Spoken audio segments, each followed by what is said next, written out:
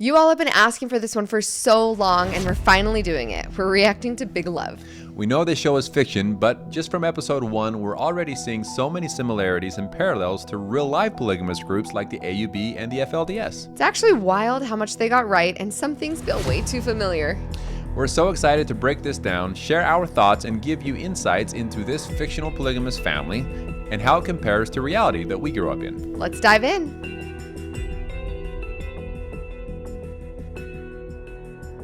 Hey everyone, welcome back. My name is Sam. And I'm Melissa. I was raised in a family with 4 moms and 35 kids. We were members of the FLDS Church, which is a polygamous group run by their prophet Warren Jeffs, who is now serving a life sentence in prison. I was raised mainstream LDS. Sam and I have been married for 10 years. 5 years into our marriage, decided to step away from religion completely, and we now have 2 awesome kiddos. Yes, we do. We want to quickly thank our donors, YouTube members, patrons on Patreon, and all of our wonderful subscribers. Thank you all so much for your support. Yes, we know you guys have been waiting for so long for this, for Big Love, and we figured what a better time than when Sister Wives is on hiatus. Is that how you say that, hiatus? Giving us a break from Sister Wives for a moment. We thought, hey, this is a good opportunity to jump over to Big Love, and wow, we didn't expect it to be. Let's just say there's a lot to talk about and a lot to cover. Yes, there's so much to talk about. And we decided this first episode, kind of getting some groundwork and a little bit of understanding. Just this first episode, we were going to do a whole episode on it. But from here on out, we'll be combining at least a couple episodes, maybe like half of a season at a time as we're going throughout these weeks, reacting to Big Love. I don't think we could do a season at a time. With how much info was in this first episode, No. I was like, we also can't do every episode for 5 seasons. That would be insane. We'll get through as many episodes as we can before there's too much to talk about, because we also don't want to make a video that's 6 hours long. So we'll do our best to get through this series as quickly as possible and kind of do it into bricks. But this first episode was just so full. I mean, this is set in 2006, Yep. which is very significant for all polygamous groups in Utah because Warren Jeffs was on the run at this time. In 2006, Warren Jeffs got caught and had been on the FBI's most wanted list and got caught in August. Well, this show came out earlier that year. Yeah, so in obviously, March. Yes, but he was getting so much attention. Short Creek in general was getting so much attention, I think, between the Olympics and then.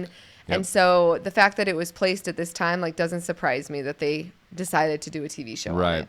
Yeah, the Olympics are significant because all of the FLDS people living in northern Utah, in Salt Lake area, were required by FLDS leadership to get out of the area before the Olympics came because they were told that the Great Destructions were going to happen.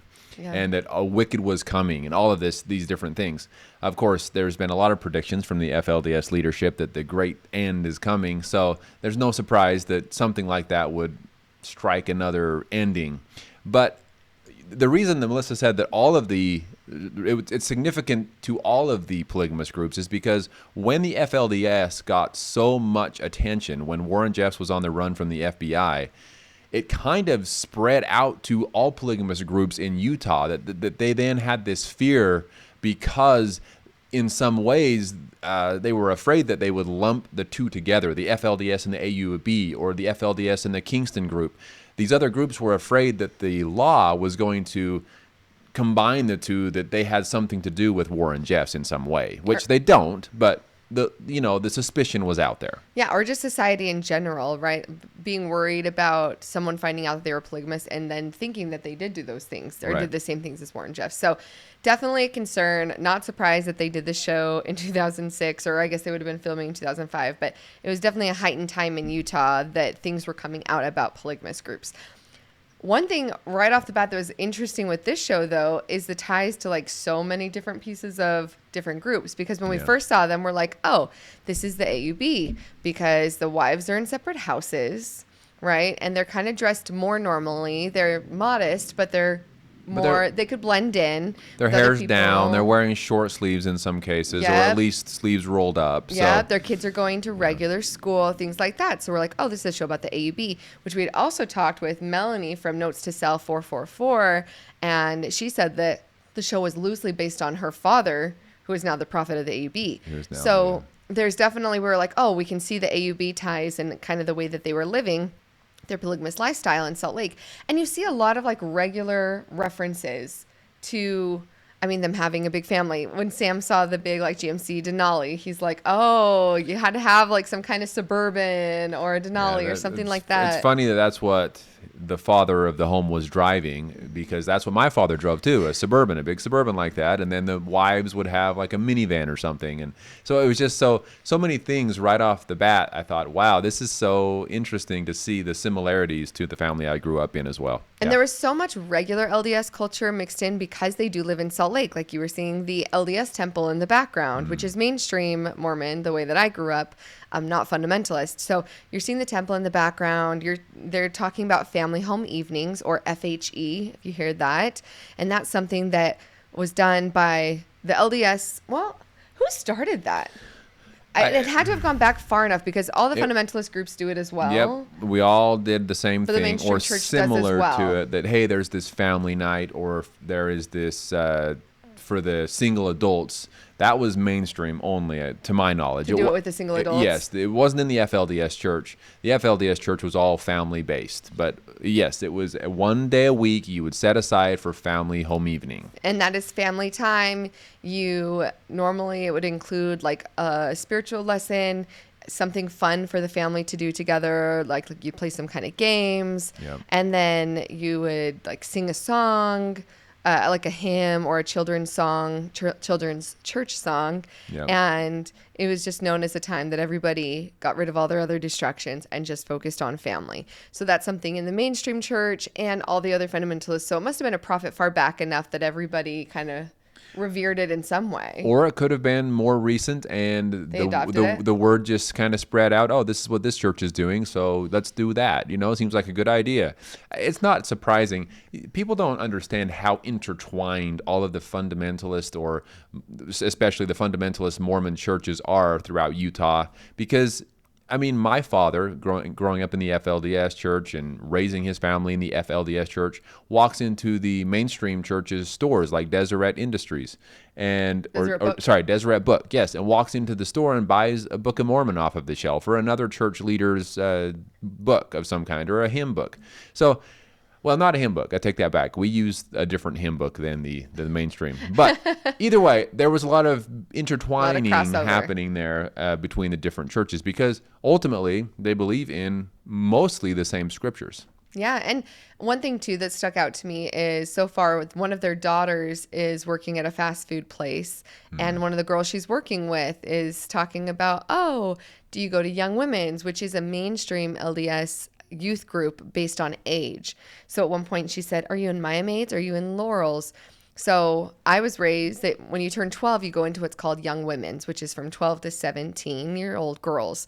And 12 and 13-year-olds are Beehives, 14 and 15-year-olds are Maya Maids, and 16 and 17-year-old girls are called Laurels. And they have the different class names basically based on your age. Yeah. But when you grow up in Utah, like, it wouldn't be uncommon for someone to ask that at work and be like, oh, are you a Maya Maid or are you a Laurel? It's like a way of knowing kind of what grade they were in or what their age group was. So it's definitely, you're seeing them mixed in with regular Salt Lake City, Utah, mainstream Mormon culture. Mm-hmm. They're living what looks like an AUB type culture, and they definitely have polygamous culture ingrained in them as well. Things like the do as I say. Right. When the I'm not father asking. of the home, when the father of the home says something, it is to be done, not a suggestion. Now, obviously, that's a little bit looser in the AUB than it is in the FLDS, but still, the idea is still there, that there is a father of a home, there is the leader of the home, and everyone is supposed to obey. Yeah, and you're watching jealousy between wives. Oh, my. You're watching all of their personalities clashing, the first wife being called the boss, watching the wives each have their own struggles and dealing with jealousy and body image issues, and who's getting to spend what time with him, and all of these different types of things, which is just typical between all the polygamous communities. But then, and I'm like, okay, so they're kind of hitting a lot of these points, and then they talk about going back home to the compound. Yep. And this is where I was like, okay, how are they tying in like what I thought was to be the AUB, but really he comes from, they're obviously playing off his going to be the FLDS. Right. They made it seem like that him and one of his wives had left what seems to be hinting at the FLDS church, even though they don't come out and say that. But he left, and his brother and mom and father are still in that compound. And then his third wife is the wife of the prophet. It's daughter of the prophet. I'm sorry. Yes. It's confusing because of how they do everything. But yes, his third wife is the daughter of the prophet out there, which, oh my gosh, the second we saw the prophet and his son walking around with him, I was like, wow. You say Rulon Jeffs and Warren Jeffs. And Warren Jeffs, and they did this, they were so clever. They were so clever. We need to figure out exactly where they got all of their information to make this show the way they did, because they made it seem like that the prophet at the time was, running things, but he always had his son next to his side, always in some ways correcting him, or he'd ask his son if that was right. And his son what was the numbers again? Would say, yeah, and had all the information, just setting it up to be very similar to the way it was with Warren Jeffs, who would not leave his father's side until he died, and then of course he's stepped right in and took over. So we've only seen episode 1, so we don't know if that happens in the show, but we're very interested to see, because it looked very similar to my childhood looking at Rulon Jeffs and Warren Jeffs together. And I'm curious if the other two wives, the first wife also must have been from there, because, again, more similarities to the FLDS. They see a young girl who comes and says that she had just married the prophet and asked, why Barb, the first wife, didn't have more kids, and she said she had gotten cancer. And then this 15-year-old, now wife of the prophet, says, well, they weren't living the principle, and so God didn't bless her with babies, and that's why she couldn't have babies. And so I think Barb must have been from the community too, for them to be judged that way. Right. And well, before we even get into the 15-year-old girl, because that is just so disturbing, but also accurate. Unfortunately accurate. So we'll get into that. But before we even do that, the idea of Barb, the first wife, being blamed for not having more children was also very accurate and very, very sad. That we were constantly told that if we are living righteous lives, that if we are doing everything that we are supposed to be doing according to the rules of the church and the prophet, that we would be blessed, right?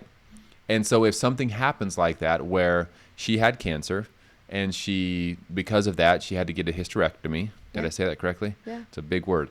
And so she wasn't able to have more kids. And so, of course, she's being blamed by this 15-year-old girl that thinks that she is all high and mighty because she married the prophet, because she wasn't good enough or wasn't obedient and left the church. And for that reason, she was cursed in another. Well, I think they left after, because she said that it was them not living the celestial law. It was by not living plural marriage that would cause them to not have babies, and is probably why she got cancer. Yeah. So I'm curious, they haven't said whether or not that ties to the second wife, of if she's also from the compound, but I think Barb seems to be from that community, and then obviously the third wife, Nikki, is but yeah, also that same young girl talked about, was it because you couldn't have babies that you let your husband have his third wife? Oh.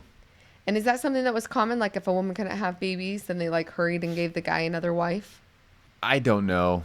I mean, I would love to make up a story here and pretend to know everything, but I don't. And really, because my experience was that it came down to the worthiness of the husband. Okay. That when a man was worthy, God would bless him with more wives. And really, that's what it came down to. And it was all in the time of the Lord. Nothing was taught to us this is common sense. He wants more children. He needs more children. Therefore, give him another wife. It was never common sense. It was, this is what God wants. Therefore, this is what we're doing in the way that he wants it. So I don't know for sure if it was done that way in some cases to give more children to some people. But I also know families in the FLDS church that were married once. There was one husband, one wife, and they had 1 or 2 kids, and that was the end. And that was their family for as long as I know. Oh, wow. They never had more. So I don't think it was about how many children a wife could have. It was about how worthy, how obedient the husband is to then have more wives. Yes, but then a wife not being able to have children would still be super hard on her because she would feel like there was something that she had done wrong. Oh, yes. And especially if the husband does have another wife and that second wife or third wife has a lot of children, then imagine how that makes the first wife feel. Yeah. Right? There's the competition, and we see this. This is, I think, rated MA, and so they're able to really show reality of how difficult the jealousies could be. And I was never married in the FLDS church. I left when I was 18 years old, and so I only saw what I saw. I didn't experience it, but I can only imagine how difficult that could be, especially if, and nobody's perfect. So there will be times where the husband doesn't make all of them feel equal, and that is just opening the door to a lot of issues. Yeah, you see the jealousies between the wives. There's definitely, when they were in the compound, you see a lot of their reality and what, like, even when Nikki went and talked to her mother, who is one of the wives of the prophet, you know, being told, like, you have to accept the life God has given you. Because Nikki's saying, this is hard. I'm not enjoying this. And she's like, well, this is the life that you've been given. So this is what you need to deal with. You're sealed for eternity. We all are. I think Bill's mom at one point, we're all sealed for eternity. So you need to do what you're supposed to do to be able to make that happen. You know, obviously the braided hair and having the top button buttoned up. There were some little things like that. So there was a lot of little cultural things I feel like they got right in every group. They did. Oh, man, they nailed it. It's fiction, but they nailed it. It's crazy how accurate they got it. I mean, this is the small things, like the top button that you mentioned. They're driving out. Bill and his two wives are driving out to what we consider Short Creek, which, you know, they went to Southern Utah, too. So it looked just like Short Creek, Yeah.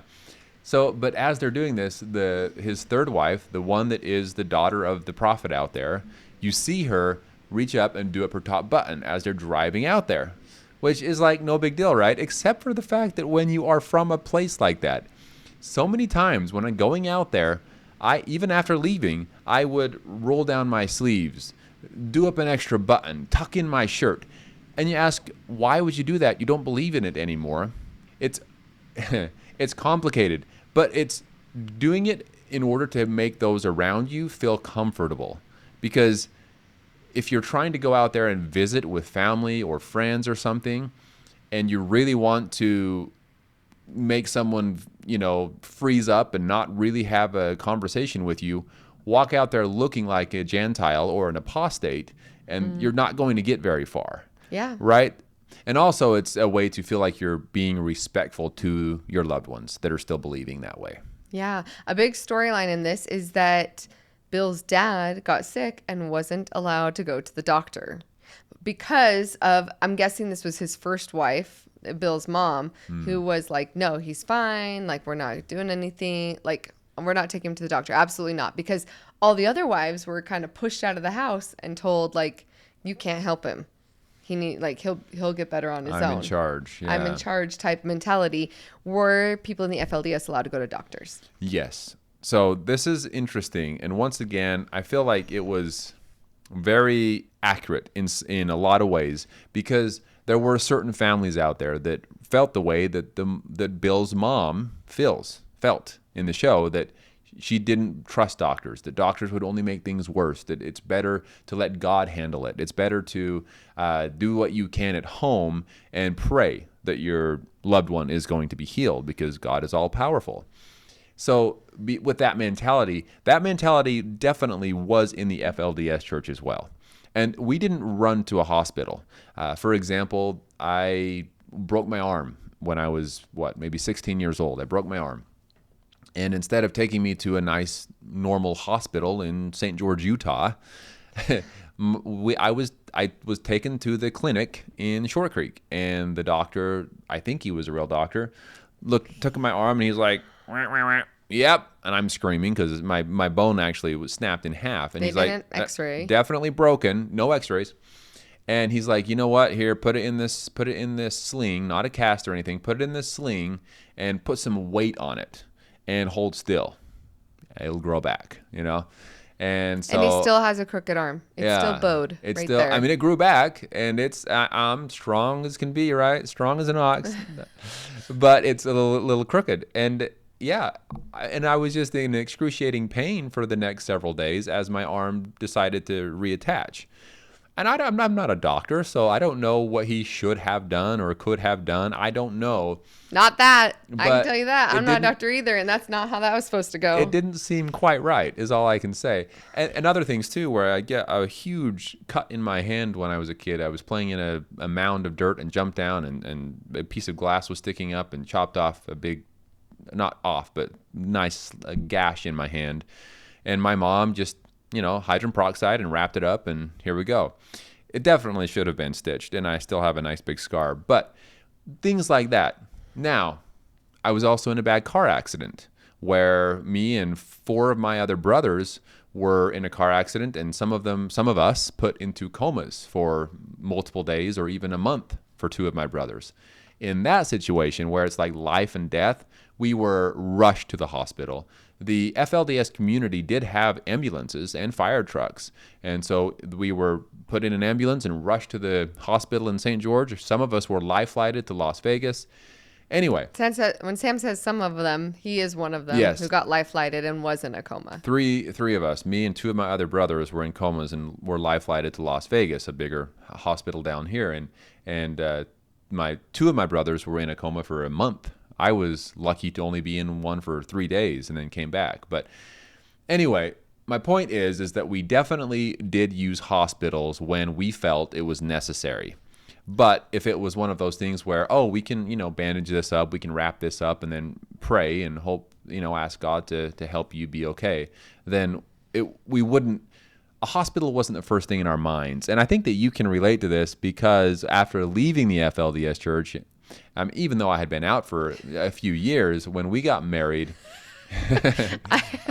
a hospital is not the first thing on my mind. Let's just say that. I am not, by the way, I am not someone who takes like our kids to the doctor and hospital over every little thing. I am not. I would consider my hospital use very average. If when our son gashed open his chin, ice skating, doing hockey, you can see a gash, you look at it and you say that needs stitches. You go to the hospital, you get him stitched up, right? His family for sure would have put some tape on it and been like, it'll close up. You think? Hold on there a second, because I actually got stitches when I was a kid. Really? I must have been 5-6 years old, and I was probably cursed because I wasn't supposed to run in the house, and I was running in the house, and I tripped. And I hit the corner of a cabinet, and it gashed right above my eye. Yeah, you still have the scar. Yeah, nice big gash. And they didn't take us to like an outside doctor, but we had a clinic in the FLDS church where they did give me stitches. Oh, so you got stitches up there, just not in your hand. Exactly. Either way, out in the normal world, again, we don't go to the hospital for every little thing, but definitely stitches. If our kid was to break their arm, we would go get them x-rays. There's definitely things like that. But it was definitely more, it had to be very serious for you to go to a doctor. Very serious, yes. Lots of blood, things like that. A broken arm, I don't see any blood. You should be fine. Oh my gosh. Anyway. It just depended. But some families, more so than others, there were some families that were more extreme than mine that really tried to stay away from doctors. Yeah, and that's what we're seeing. Bill has to wait till his mom is at work to be able to go and take his dad to a doctor. They find out he's being poisoned. There's the suspicions around that, so we'll see as we go through. Again, you guys have to remember, we have never seen any Big Love. Years ago, we tried watching the first episode. So as we were watching this episode, I could remember a little bit. We never started watching a second. So everything from here out, we don't have anything catchy like Fresh Eyes on Sister Wives. What do we got for Big Love? I don't know. Tell us, put in the comments if you have something catchy for this series as we go through Big Love. A series name, please. Yes. But as we go through it, it'll be completely fresh for us going through. So we'll see what happens with the dad, whether or not he's being poisoned. But definitely very culturally accurate.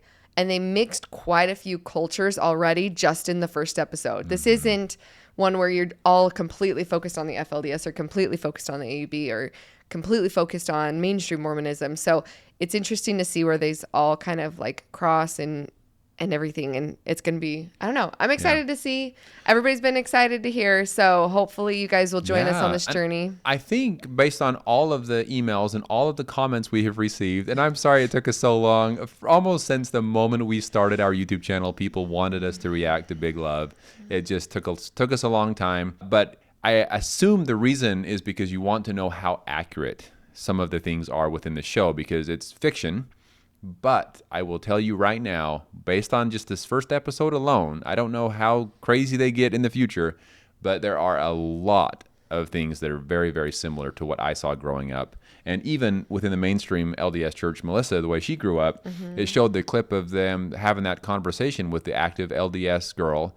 And man, I mean, they just had this short conversation, and both of us were looked at each other and thought that totally happened. That happened all the time, time. So in a lot of ways, it's very accurate. One thing that was also very accurate, and it was towards the end of the episode, was, the first wife gets home from being down at the compound for a day, and the second wife had been taking care of all the kids and was feeling overwhelmed.